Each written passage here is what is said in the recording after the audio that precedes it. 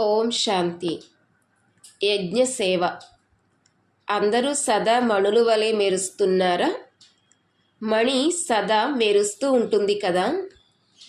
ఒక్కొక్క మణికి ఎంతో విలువ ఉంటుంది. ఇలా స్వయాన్ని విలువైన వారిగా చేసుకుంటున్నారా? మేము విశ్వంలో అమూల్య రత్నాలము అని భావిస్తున్నారా? ఈనాటి మానవులు మీ విలువ కట్టలేరు. ఎందుకంటే మీరు తండ్రి వారుగా అయ్యారు కదా. ఎవరైతే తండ్రి వారుగా అయ్యారో వారు అమూల్య రత్నాలుగా అయ్యారు.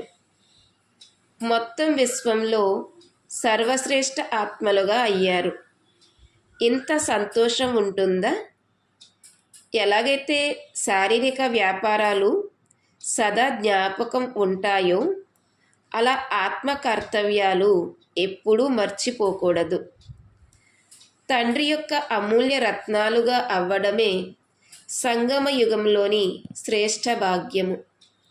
ఈ భాగ్యాన్ని ఎలా మర్చిపోగలరు?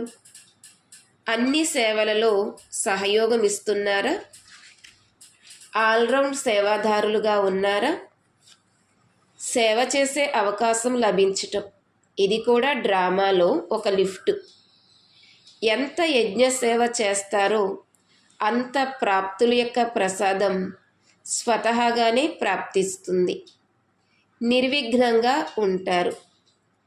ఒకసారి సేవ చేస్తే 1000 రెట్ల సేవాఫలం ప్రాప్తి అవుతుంది.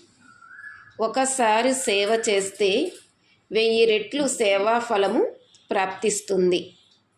సదా స్థూల సూక్ష్మ సేవలు నడుస్తూనే ఉండాలి. ఎవరినైనా తృప్తిపరచటం ఇది అన్నిటికంటే గొప్ప సేవ. అతిథులను సత్కరించుట చాలా గొప్ప భాగ్యము.